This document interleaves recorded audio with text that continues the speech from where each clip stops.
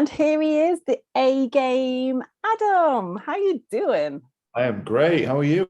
I'm good. I'm good.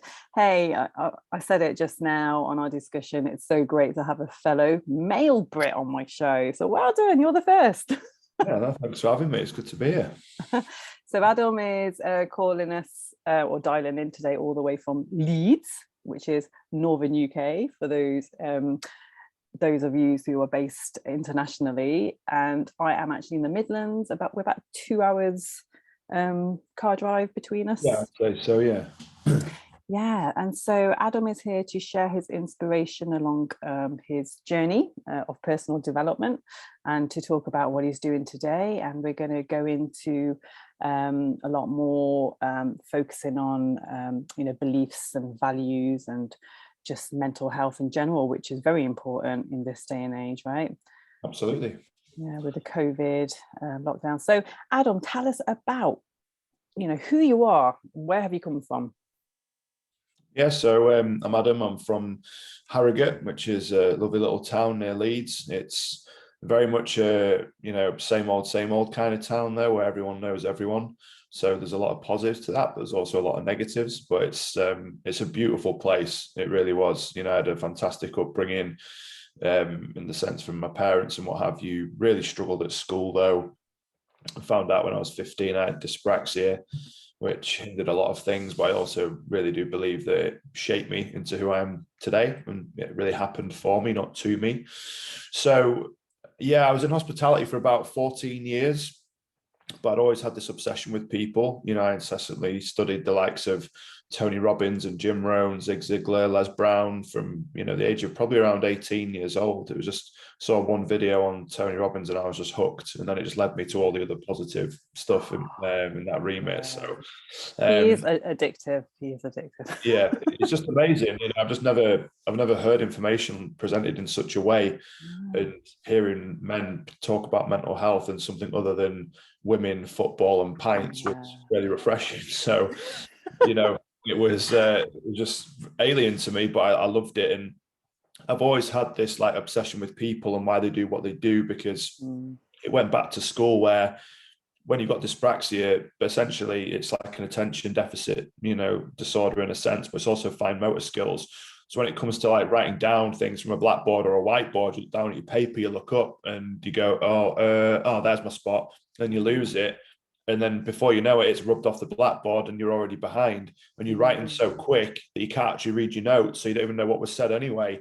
So it was very, very difficult. So rather than focusing on the paper, I used to focus on patterns of movement. Okay. And I just used to look around and I was just like, I wonder I wonder why he did that. Oh, look how the teacher reacted to what he just said. And look at his reaction to what she said back to him. And I was just always fascinated by that. So and working in hospitality as well, in the least creepy way possible, your job is to watch people, especially as a manager.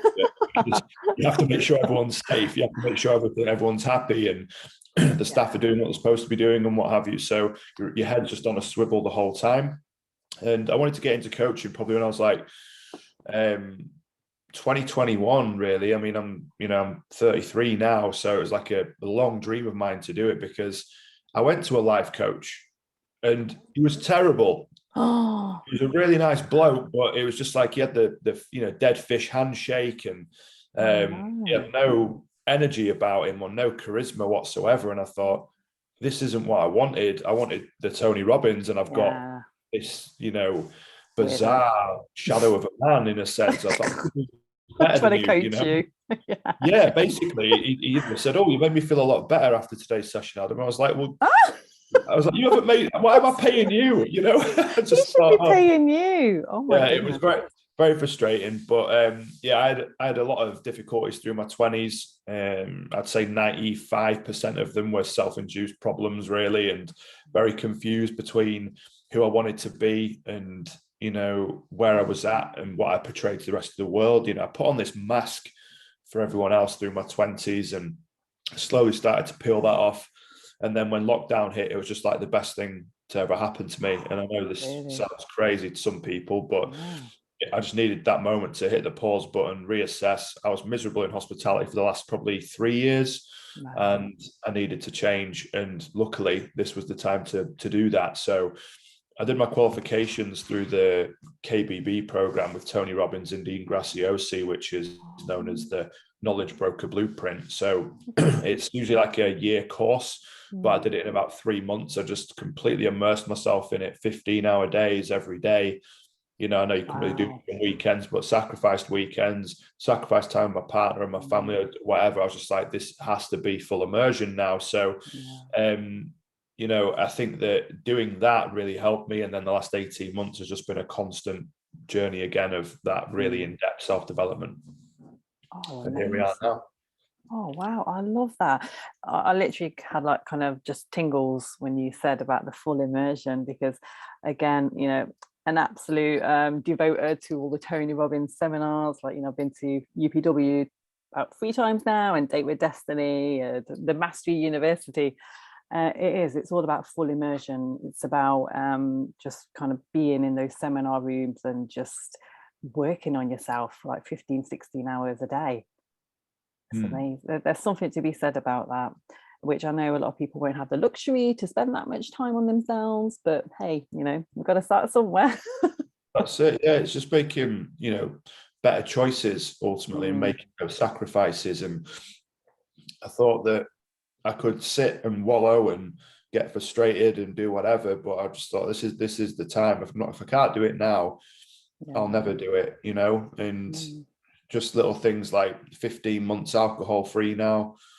Congratulations. Yeah, it's just the best thing ever. You know, I've lost about 28 kilograms in 18 months. No way. I was a big boy before, and yeah, it's just it's not because I'm so great, it's because something had to shift. Yeah. The patterns and the standards and the values I had before were so bad. I mean, obviously we'll talk about it more in depth in a bit, but it got to such a bad point. You know, it literally drove me was being suicidal. You know, it was that bad. So something had to change, and you know, all the changes I have made have got me to this point now where I can help other people with their lives and turn their lives around. Wow, that's really inspirational. And I love that you said that, because again, I'm a big believer about, you know, we are what we eat and what we put in our bodies. So have you had to improve on your diet as well, and try and eliminate other foods in your diet? It's more the relationship with food, to be honest, because we don't demonize any food groups in our, you know, in A-Game and in our business, because you have to have that. You know, we don't like to use the word balance either, because when you use balance, it insinuates you're fighting against something, as opposed to just harmony. Like, what's the work-life harmony? What's the enjoyment with food harmony? What's everything else with business and what have you? So we don't demonize anything. It's all just about moderation, depending on what your goals are. Yeah. Your goal is 6-pack, but your behavior is pizza from McDonald's every day. You're going to be miserable for the rest of your natural born life. Yeah. If you said, oh, I'm all right having, you know, a little bit of chub, but I want to be quite lean, have the odd pizza here and there, have this, have that, you know. Behaviors and expectations must align, or again, you're going to be very frustrated very quickly. So I just looked at it as being in, you know, no one had ever explained it to me as simply as, I mean, the word calorie deficit gets thrown around everywhere now, but 3 or 4 years ago, it just wasn't talked about. People came up with paleo, keto, 5-2 diet, slimming world, all the other crap out there, right? Which diet culture is so toxic, as opposed to just being in a sustainable calorie deficit. If you do want to lose weight, you just need to be clever and record what you're doing. And people said, oh, isn't it obsessive though, if you're counting calories? Well, you could also argue that, you know, if I was to get someone to come in and tile my bathroom, I want them to be obsessive with the tape measure and making sure it's going to be right, as opposed to just guessing by their eye of what it is, right? But you don't have to do it every day for years on end. You just need to do it for 30, 60 days to start to get a greater understanding of it. So yeah, doing that, find an exercise you love, drink loads of water, be patient, and just build, because then it'll happen over time.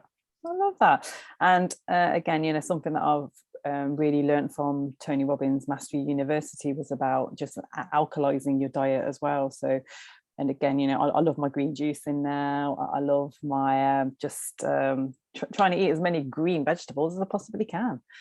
And also intermittent fasting. What's your views on that? I think whatever works for you. It is, there's no right or wrong way in a sense, but there are better ways to do it. Ultimately, it's just missing a meal. It's just missing breakfast. That's why breakfast is break fast. That's essentially what it is. So if you're missing off the breakfast, you're going to probably lose weight because you're missing out a whole meal. So if people want to do it in whatever way they want, it's no problem. But if you're not intermittent fasting and you're not in a calorie deficit, let's say while doing it, you're going to put weight on, and then you're going to go, "What? I thought this works really well." And it's like, only if you're in a calorie deficit. So you can do keto. You could eat McDonald's and lose weight. Absolutely. You'll sleep like it, and your skin will be terrible, but you'll lose weight if you're in a calorie deficit. But what about alcohol then? Because of a nice glass of wine. What's your views on that? I know it is acidic, but what do you reckon that does to the body? Oh, the knock-on effects of alcohol are quite shocking, really. Especially the main thing is with your sleep. So people refer to it as nightcap. I'll just have a nightcap. Yeah, whiskey straight. Yeah, exactly. Keep it in mind, none of what I'm about to say is coming from a position of being on my soapbox, because I was in hospitality for 14 years. So I was around this every single day, and I saw all the good sides to it and I saw all the downsides to it, because there's some beautiful liquid out there. If you get a top end range whiskey or an incredible bottle of red wine, it tastes unbelievable. But that's not the debate. The debate was, does it impact your life in a positive way?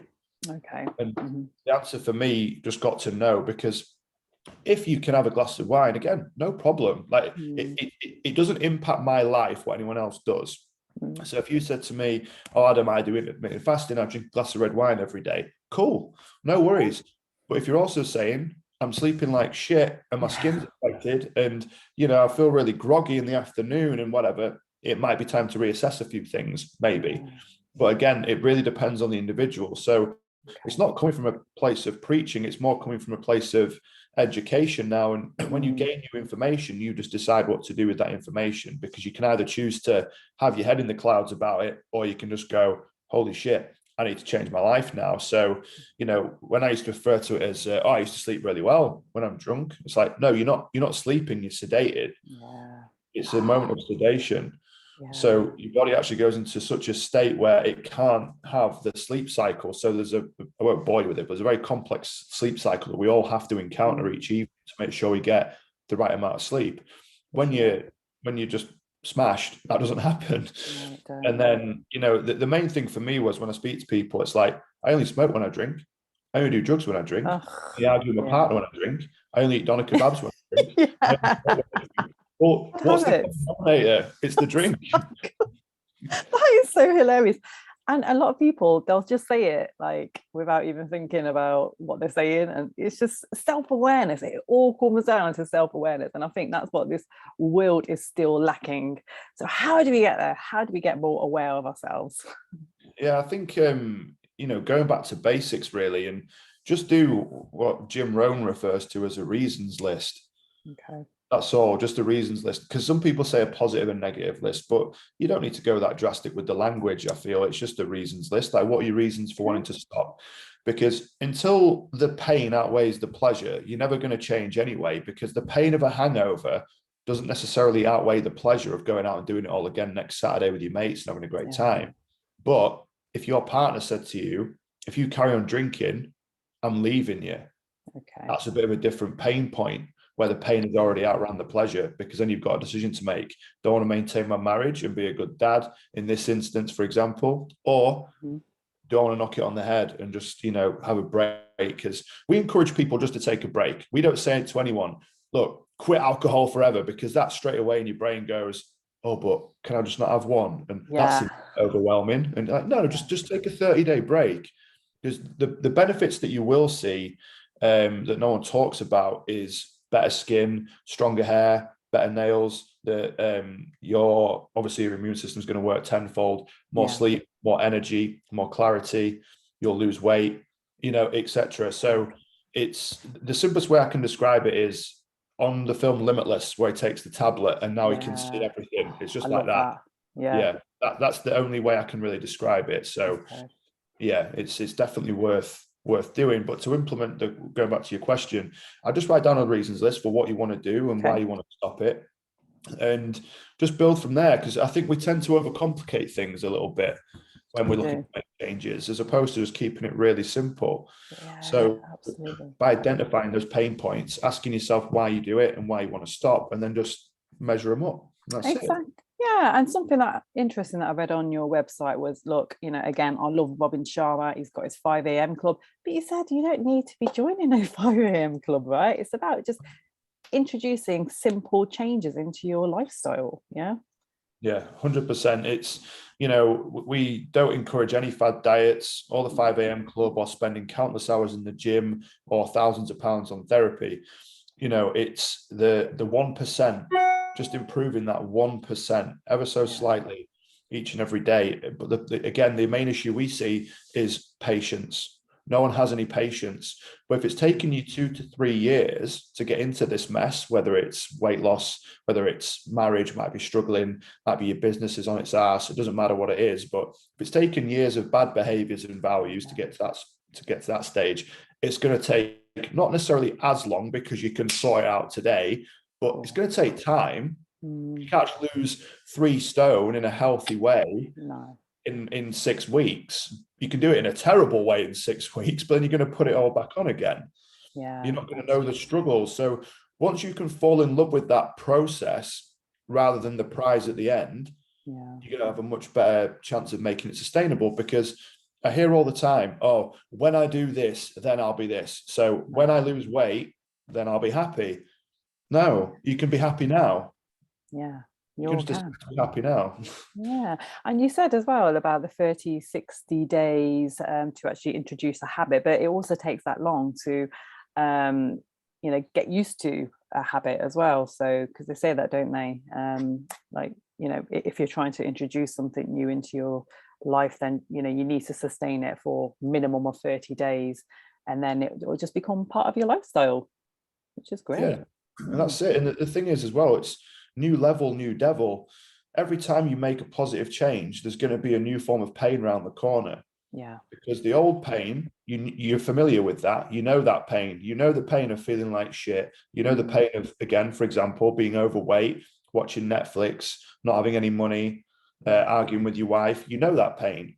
But you don't know the pain of going to couples counselling. You don't know the pain of running 5K. You don't know the pain of meal prepping or waking up at 6:30 as opposed to 8:30. Yeah. So every time you do make a new change, there's always something there. Now, the issue is, let's imagine it's like Mario Kart. You get to level 1, boop, boop, boop, boop, boop, easy, done, right? And then you get to 2, and then 3, and then 4, and then level 5, it's like, ooh, Wario's here now. This is a new baddie that I've not really encountered. And it might take you 2 or 3 times, and then you overcome that. Then level 6 is the same, but then level 7, you just can't get past level 7. No. The association is, oh, I'm a loser. I've just started all over again. No, you just have to restart level 7 again. Yeah. You don't have to go back to level 1 again. You just go back to level 7. Yeah. So when, you know, a client of mine who's like my best mate as well, I've been helping him for about 18 months now. Yeah. And he was about 4 stone overweight, surrounded, I'm not kidding here, in the morning, surrounded by Foster's cans and Greg's wrappers, you know, and whatever. Oh, boy. You just imagine how bad it was, right? Yeah. Playing FIFA all the time, even though he's the age of 30 years old, just broken up with his partner. Woe is me. You know, my world's falling up, you know, falling down around me. Yeah. Now, last week, though, he said, oh, I only managed to run 10K this week twice. And I only managed to do this twice, you know, and he says it to me all the time. And what I do is very simple. I just send him the first photo. Where he looks miserable as shit. And his hair's everywhere. And he's really overweight. And he's, you know, I just said, just look at this again. Yeah. And he's like, oh, shit, you're right. Good motivation, that. Yeah, because it's just the association is, I'm not enough. It's like, no, mate, look how far you've come. God, yeah. Nailed it. You've absolutely nailed it. Look at all the positive changes. But now, because you only run 10K twice, as opposed to 3 times, which is your target, before you couldn't walk 10K. Exactly. Progress, so, right? Now you've done it. Correct. It's so true. And this is why coaching and just having an accountability partner is so important, just to remind you of how far you've come. Because, you know, if you are growing and if you are looking after yourself, then there's going to be results. There might be small results, big results, but at the end of the day, it's important to have someone who you trust to support you along the way and to mentor you. And so, and that's what you're doing now, aren't you? You're Absolutely. a coach. Yeah, and I love it. You know, the things we help people with a huge variety, whether it might be financial, it might be with their weight, it might be that they've got some, you know, childhood trauma that's been going on for 25 years. It essentially, it's not a one size fits all with what I help people with. It's just asking better questions. So one of the best questions I ask somebody is, what's your earliest memory of this? They're like, so it might be, oh, I just don't feel like I'm good enough. What's your earliest memory of not feeling good enough? Well, I don't know. I think when I was, say the 30, I don't know, maybe when I was like 15. No, it usually goes back to around the age of 5 or 6. So if you can go back to the moment before it happened, you can change the meaning behind it forever. And you can do this through creating massive empathy, and you can get to unlock your earliest memories just simply by focusing on it. Because if I said to you now, what's your earliest memory of? I've no idea. And you go, okay, let's just do a very quick timeline. You won't remember being born, obviously. Do you remember which nursery you went to? Oh, yeah, it was St. John's. Okay, cool. Do you remember any kids' names? Oh, there was Paul, or was it Peter? No, it was Paul. And then you start triggering little emotions quickly, because what you focus on, you'll find. So if you go, you know, it's like Tony Robbins says, where's the salt? Where's the salt? Where's the salt? I don't know where the salt is, because you're not looking for it. Exactly, yeah. So if you're going to say to yourself, I don't know what my earliest memory is, you're right. As opposed to saying, question, let me think about that. And then you go back and do the work. So again, we had a client who, he said, oh, I've always bottled things up with his emotions. I was like, okay, this is a 34-year-old man, 3 children now. So you haven't always bottled things up. You didn't come out of the womb like this, right? Exactly, so, right. You've learned this behavior somewhere along the line. Yeah. So we did the work, and long story short, his father passed away when he was 8 years old, and he's from African descent. And his words, not mine, African men don't show emotion. I was like, okay, well, yeah, most men don't, so I can understand that.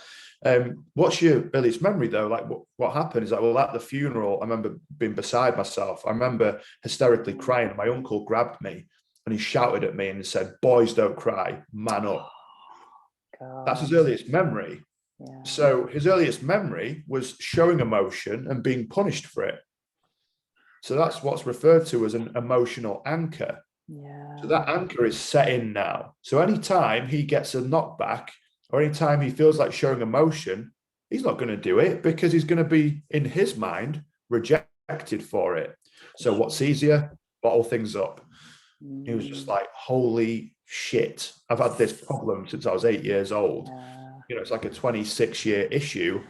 And now he's more open than ever. He's meditating with his kids. He's, you know, doing incantations with his wife in the morning, you know, and that's not down to me, that's down to his vulnerability to allow me in, you know. So certainly the quality of the responses you receive determines the quality of the coaching. So true.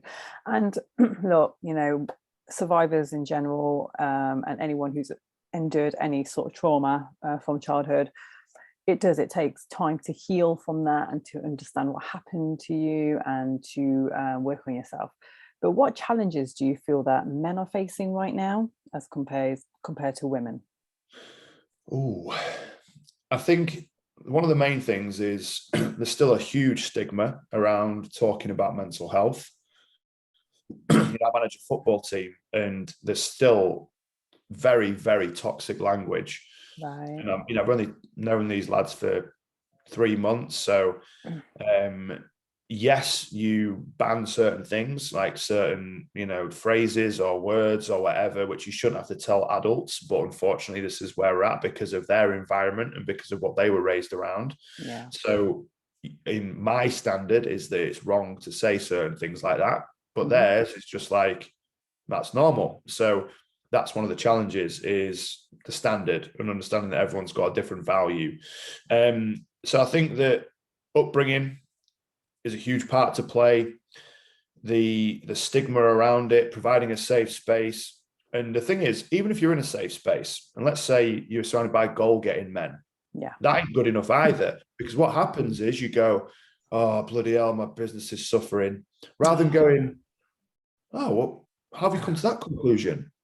Or what makes you think that? Most people go, no, it's not, mate. You're smashing it. What are you talking about? And they come rescue and they come fix it. Okay. So have you heard of the app Clubhouse? Have you used it? Oh, yeah, I've got that. Yeah. Right. Yeah. So I've never been exposed to such vulnerability in men in my life as I did this year. So we started a room in February, and the room grew and grew every day. And we had like a moderation panel of, say, 20 men. And it was just fascinating to me because, like I touched on earlier, most of the time it's, unless the topic is what's the score, or, you know, it just wasn't a real conversation. Whereas these men were just being so vulnerable about their misgivings and about the things that they did through the 20s that they really regret and how they want to improve and what it's like to be a young dad or whatever. It was just fascinating to me because none of us tried to fix it and none of us judged for what was being said. It was just raw, it was open, and it was just truly remarkable. We did it every day for 3 months. Wow. So we held this room every day, and we heard stories around suicide, survival. We actually had someone who was in a car fully intending to crash the car. We talked him out of it. There was some huge breakthroughs in that room. It was absolutely incredible. Wow. And like I said, I've never seen it. So I still think one of the biggest challenges is just being able to share without judgment or without it being fixed, or worse, without being called soft or man up, or worse, a puff, and horrific language like this around it, which makes my skin crawl. But it happens, unfortunately, still to this day. So there are several others. There's a lot of expectation, I would say, on men, in the sense of, because there's a huge movement happening, which I'm a huge supporter of. Like, my partner's very big into feminism and stuff like that, and I always try to educate myself from her perspective, being like International Men's Day and stuff like that, and should that even be celebrated, because every day is International Men's Day in some walks of life, right? But at the same time, there are some unbelievable men out there that do deserve recognition for everything that they're doing, and sometimes it just isn't enough.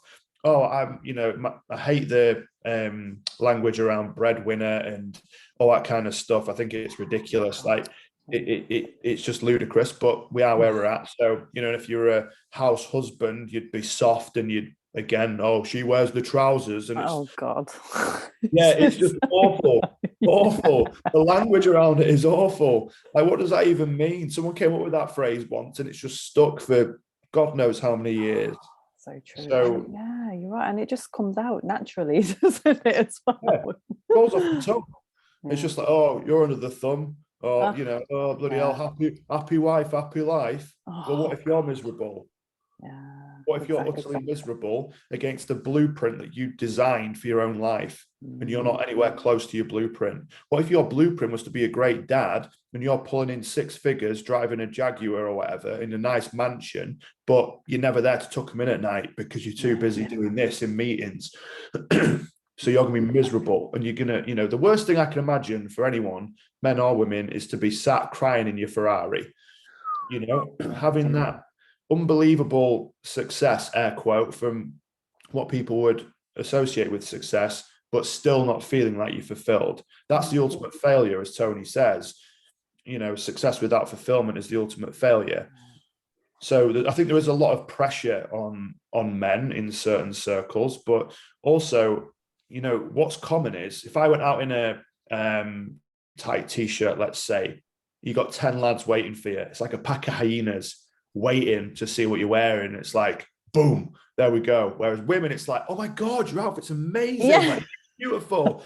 Like the therapy in women's toilets, I've heard it working in hospitality over the years. It's unbelievable. You'll never find a support network like women in a women's toilet, right? But with men, it's just, how can we ridicule them? How can we make them feel like shit? And we're going to go after your biggest pain points, and you can't say anything about it because then you've got the problem. It might be, oh, you fat bastard, and you go, oh yeah, I know. And then you get home and you cry yourself to sleep over your weight. And this actually happens. It does, yeah. So there's a lot of issues like that. There is, yeah. And I remember the days because my other half, he was in the army. So the so-called banter on social media, it is atrocious. The way that they put each other down. And he's like, oh yeah, that's just army banter. Thinking, no, that's actually quite soul destroying, you know, when you're telling each other what an arsehole you are. And how is that banter? I've never understood it.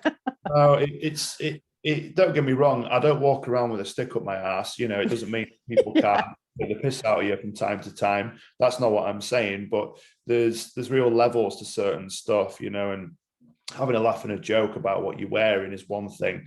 Criticizing your physique or your character or your whatever. There's no wonder there's so much body dysmorphia in men that never gets talked about, by the way, but it's true. You know, we've got clients that, like, when we share wins weekly with them in our group coaching sessions, and one of the guys was like, yeah, I tried on this new outfit and I didn't want to rip it off in frustration because he'd previously literally went to go buy a shirt from Top Man, bought in his usual size, got home, didn't fit, and he physically ripped it off like the Incredible Hulk because he was so upset and he was so angry that he couldn't do it because one of the buttons wouldn't do up around his stomach.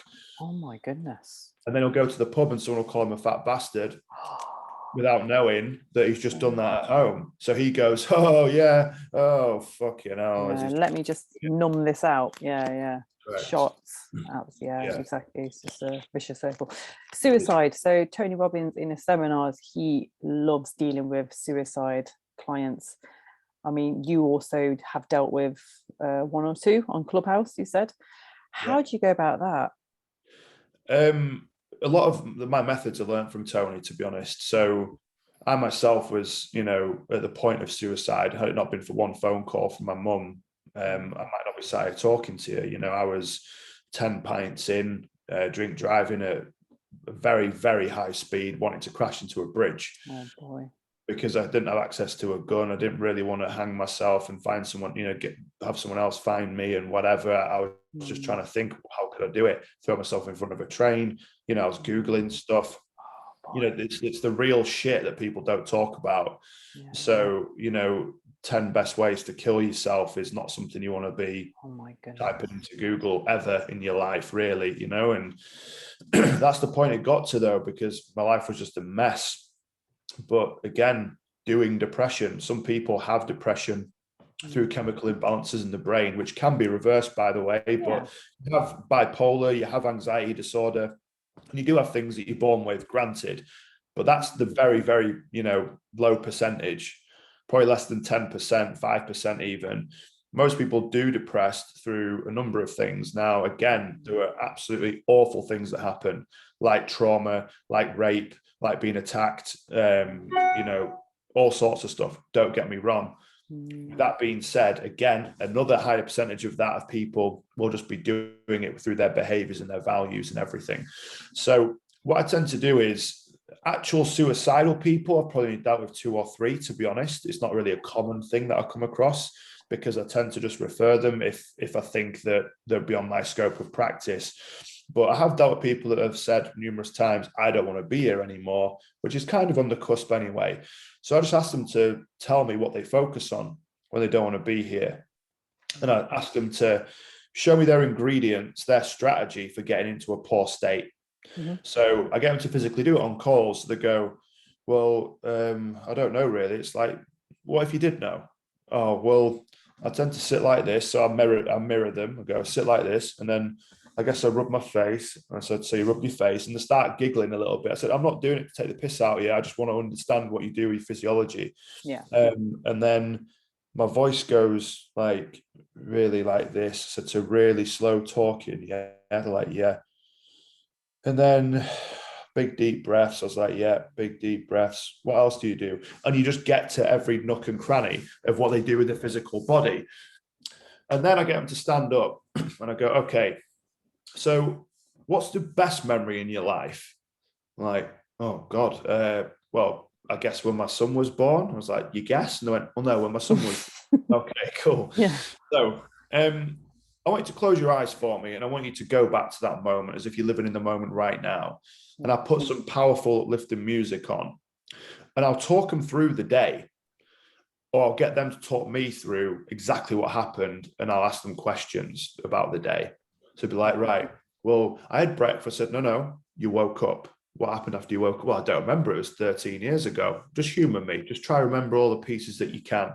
But I usually get up and I usually have this breakfast and and we get to the point where they're holding the kid and the physiology's here. Oh my God, it was the best day ever. And my chest's out here, my shoulders are back, and I'm crying as I'm holding my son or my daughter. And I just can't believe how lucky I am. And you just keep going and going. You're like, right, now look at you. And you just sort of snap them out of it. It's not hypnosis. It's not woo-woo. It's not rah-rah. It's just science. It's how your body and your brain reacts to the information you're presenting to it. And like, oh my God, like what happened? I'm just like, nothing happened other than your focus. Yeah.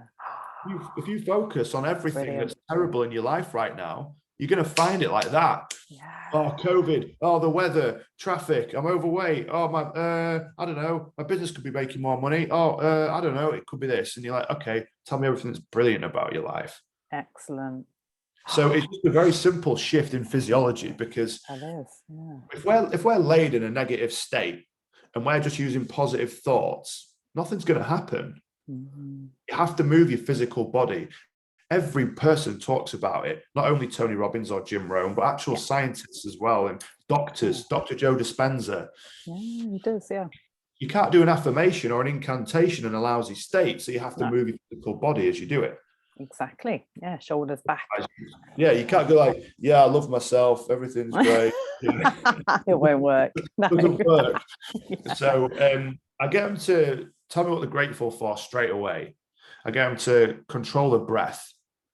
Because most of the time, again, it's, I can't breathe. It's like, you're doing it right now.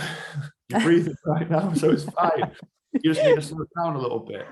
So can you just relax for me? Deep breath in. Deep breaths. And I get them to do like box breathing for about 15 to 20 repetitions of breathing through your nose for 4 seconds, hold it for 4 seconds, and release for 4 seconds. It's like when people say to me, oh, smoking just relaxes me. I wonder why. Oh, how toxic. Oh my goodness. Big breath Who in, says that? big breath out. Big breath in, big breath out. No wonder you're relaxed. Most of us would be, right? That's so true. No wonder smoking relaxes them. Alcohol.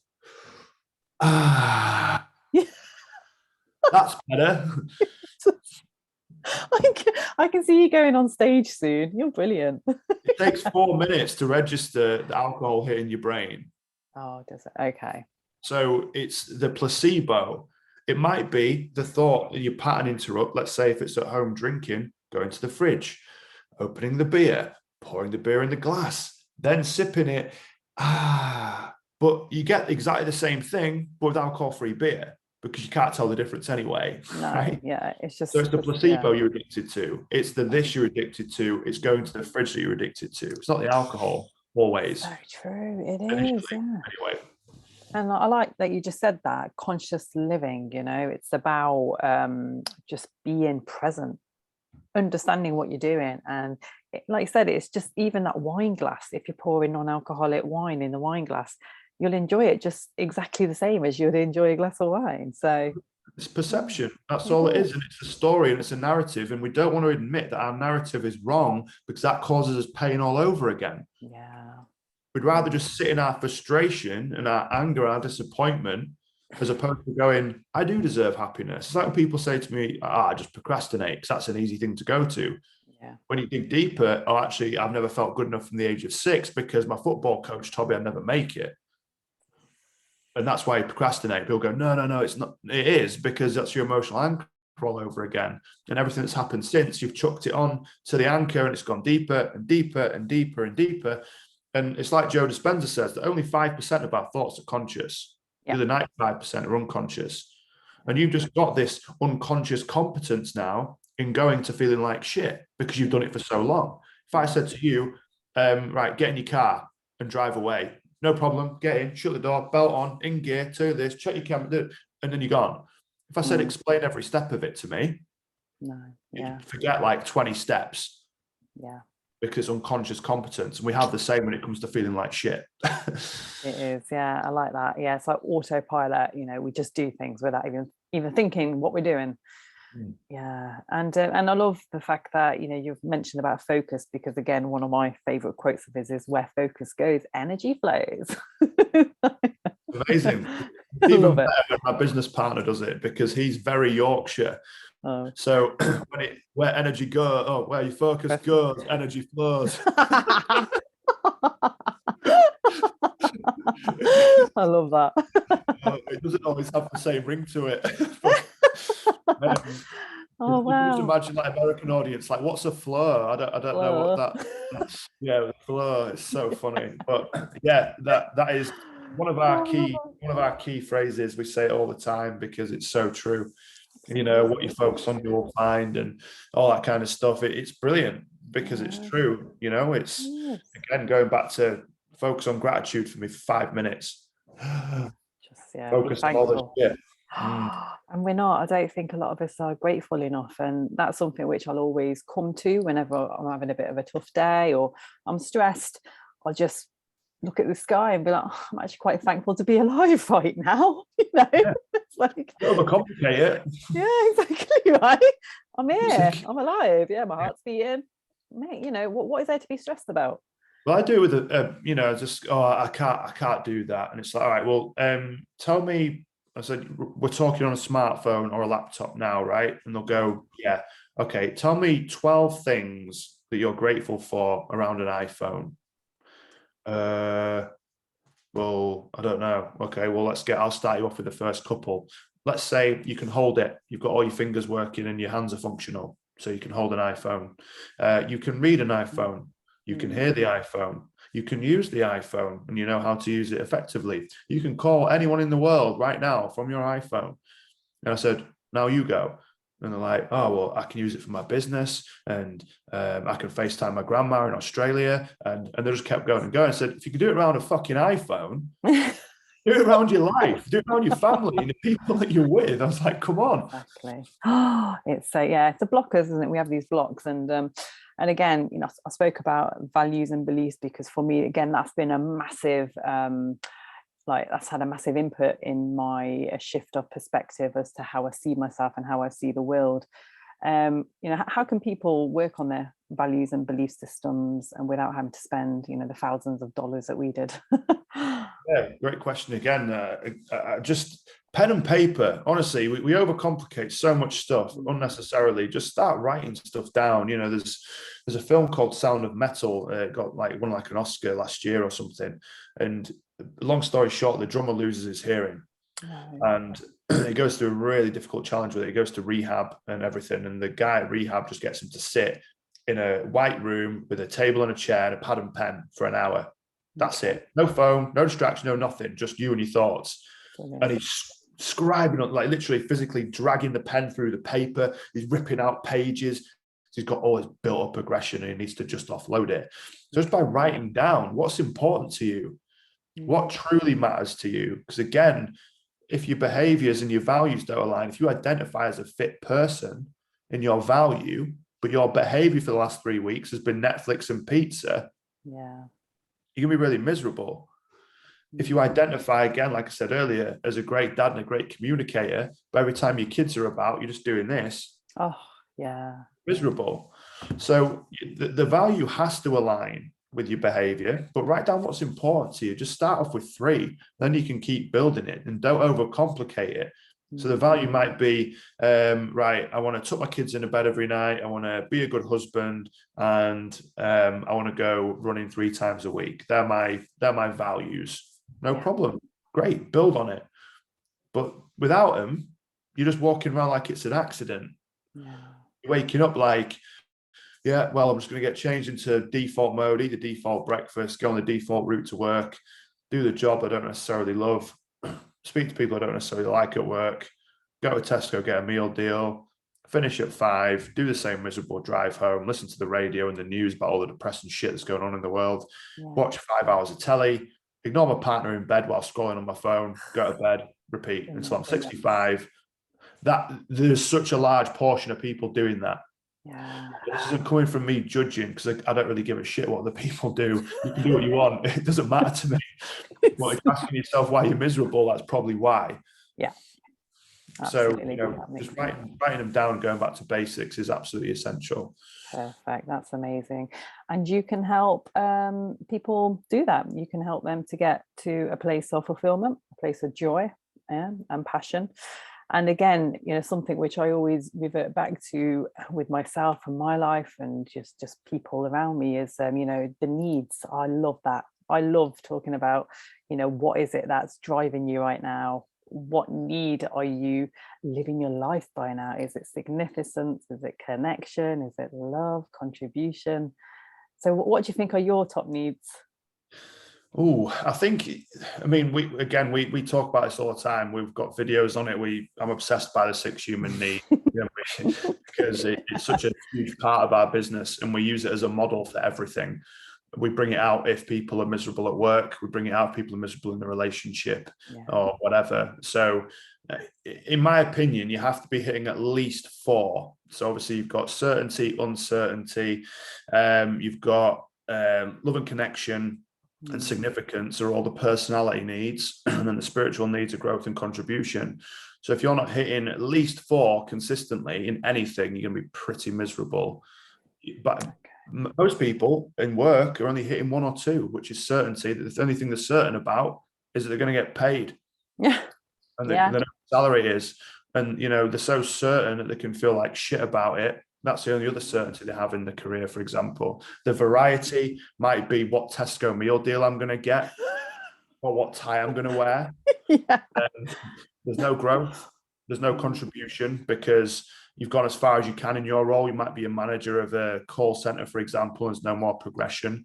You're not really growing anymore because you've taken the role as far as you can. You don't feel significant, even though you're in a position of leadership, because you feel like you could do so much more. And you have maybe love and connection. You certainly have levels of connection, but even then you might not like the people you work with. So that's all in the negative. But when it comes to my career, I've got certainty that I love what I do. I've got certainty that I know I can help people. I've got variety because every single call and every single day is very, very different. I've got massive amount of significance because when you help people and they say this has helped, you go, fucking hell, I feel great, even though it's done something. It's like the whole selfless good deed thing from Friends years ago.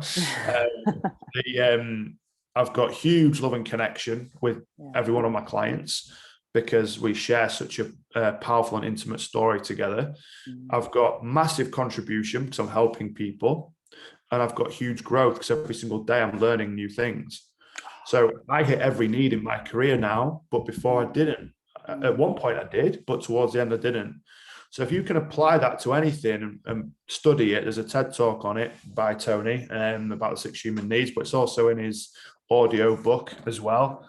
And it's just, and you can watch it anywhere really. He does it all the time, doesn't he? But it's so powerful when you know how to actually apply it every single day and what it means.